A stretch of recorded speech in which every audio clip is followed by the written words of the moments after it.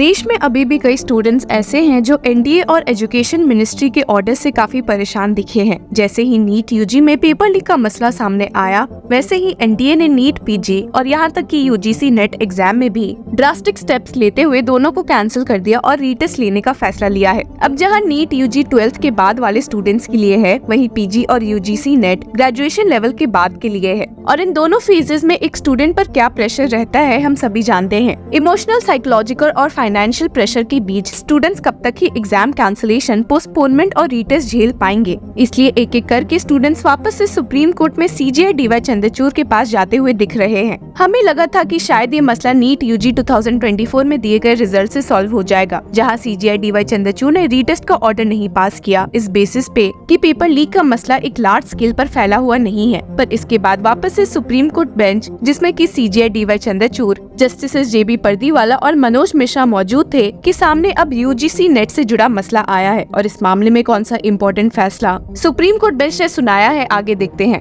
ऐसे आपको याद दिला दे कि अभी कुछ दिन पहले ही इस सेम सुप्रीम कोर्ट बेंच के सामने नीट पीजी 2024 से जुड़ा मसला आया था कि इस एग्जाम को पोस्टपोन कर देना चाहिए। ये रिक्वेस्ट इसलिए की गई थी क्योंकि एग्जाम जो कि 11 अगस्त को होने वाले थे और हो चुके हैं, उनके एग्जाम सेंटर्स 8 अगस्त को ही लोगों को पता चले थे और इतने कम टाइम में ट्रैवल अरेंजमेंट्स करना काफी मुश्किल है। हालांकि सुप्रीम कोर्ट बेंच इन पिटीशन से काफी नाराज दिखी और सीजेआई डीवाई चंद्रचूड़ तो भड़क गए कि ऐसे कैसे ही हर एक दूसरा इंसान या तो एग्जाम कैंसिल करवाने की मांग करता है या पोस्टपोन करने की। फटकारते हुए सीजेआई ने स्टेट किया था कि so many problems are there in the country now to reschedule the PG exam, we are not academic experts. और वही उन्होंने ऐड भी किया था कि उनके साथ मौजूद जजेस को भी यही लग रहा है दैट माय ब्रदर जज is saying now everyone is coming to cancel this exam और दैट एग्जाम। और कुछ ऐसा ही रिएक्शन वापस से सीजेआई चंद्रचूड़ से देखने को मिला है जब यूजीसी नेट 2024 से जुड़ा मसला उनके सामने आ पहुंचा। असल में यूजीसी नेट का एग्जाम 18 जून को हो चुका था, पर पेपर लीक की खबरें सुनने के बाद इस एग्जाम को कैंसिल करके एक रीटेस्ट का ऑर्डर अगस्त 21 का पास हुआ था और इसी रीटेस्ट को कैंसिल करवाने की मांग पिटिशनर ने सुप्रीम कोर्ट बेंच से की है। ये मांग इसलिए भी है क्योंकि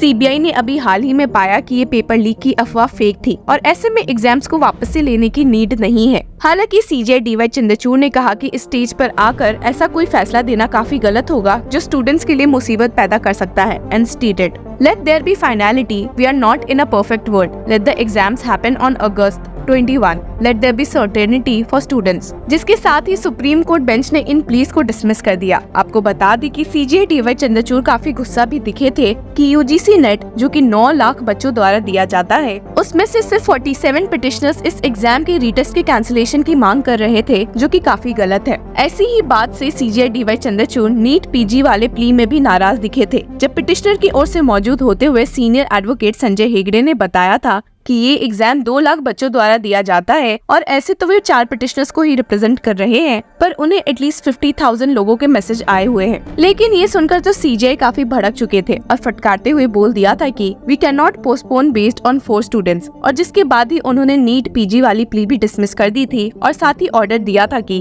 as a matter of principle we will not reschedule. There are 2 lakh students and 4 lakh parents who will be affected over the weekend. We can not jeopardize the careers of so many candidates due to these petitions. We are unsure of the parties behind these petitions. आपको ऐसे बता दे कि जून 18 का ये UGC net exam education ministry द्वारा जून 19 को cancel कर दिया गया था, as prima facie indicators of the compromised integrity of the exam were flagged by the National Cyber Crime Threat Analytics Unit under the Ministry of Home Affairs, जिसके बाद ये मामला सीबीआई को हैंड ओवर कर दिया गया था फर्दर जांच के लिए। पर अब जो ये बात सामने आई है कि ये पेपर लीक के मामले फॉल्स थे, तो ऐसे में एग्जाम्स लेना काफी गलत है and it is argued that cancelling the exam based on false evidence is deeply unfair. They say it goes against the principles of fairness in India's constitution. They also point out that the National Testing Agency (NTA) has set new exam dates for August-September 2024, even though the investigation is not finished. Additionally, it is pointed out that no clarity was given as to which shift's paper was leaked, Shift 1 और Shift 2.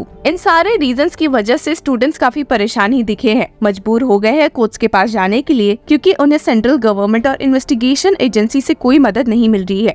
इस plea में the main relief sought include direction to the UGC to show that evidence of the alleged paper leak, directions to the CBI to share what they have found so far. If the CBI finds no leak happened, the students want the original exam results to be released. If a leak did occur, the petitioners want to know which specific part of the exam was affected. They argue that only the leaked portion should be retaken, not the entire exam. If both papers were affected, then a re-examination is sought. सिर्फ यही नहीं बल्कि petitioners ने supreme court से ये भी मांग की है कि वे इस मामले में री-एग्जामिनेशन की जांच करे और एक एक्सपर्ट्स की कमेटी भी बनाए ताकि ये मामले आगे वापस से ना उठे. This is specifically prayed for since the petitioners state of their lack of confidence in the NTA is preventing cyber attacks and paper leaks. और इसी बात पर एक गहरी रोशनी डालते हुए पिटिशनर्स ने अपने प्ली में स्टेट किया है कि this committee may be composed of retired or sitting justices, distinguished cyber law experts from esteemed institutions such as the IIT's administrative head and other renowned educational experts or any other authorities deemed appropriate by this honorable court or as per any order or direction this honorable court finds fit.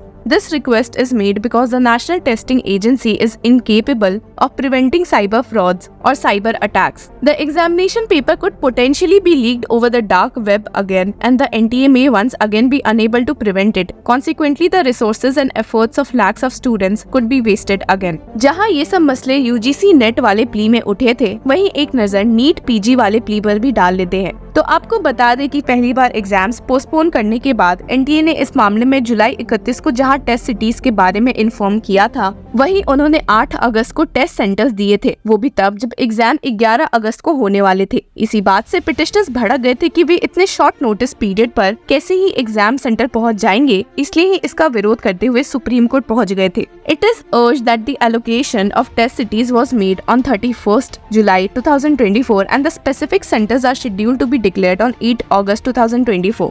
While the same was done to curb any malpractice in the examinations, the petitioner asserts that given the short notice, it has become highly difficult for students to make arrangements for their travel to their specific cities. और इसी बात को petition में highlight किया गया है ये state करते हुए कि एक बार ऑलरेडी इस एग्जाम के पोस्टपोन करने से स्टूडेंट्स को नुकसान उठाना पड़ रहा है और एक बार यही रिपीट होता दिख रहा है जब ये एग्जाम सेंटर्स एकदम लास्ट मोमेंट में सामने आए हैं. And stated more than 2 lakh students are scheduled to appear in the aforestated examination. The examination is scheduled to be held in 185 test cities, therefore resulting in non-availability of train tickets as well as hiking of airfares due to dynamic pricing, thereby making it almost impossible for a large number of students to reach their test centers. तो आए दिन exam से जुड़े please supreme court के पास आते ही जा रहे हैं, तो सवाल ये उठ रहा है कि क्या सुप्रीम कोर्ट को सच में इन मामलों में अब इंटरफेयर करने की जरूरत है या नहीं. अपनी राय हमारे साथ जरूर शेयर करें. And till then keep supporting Law chakra.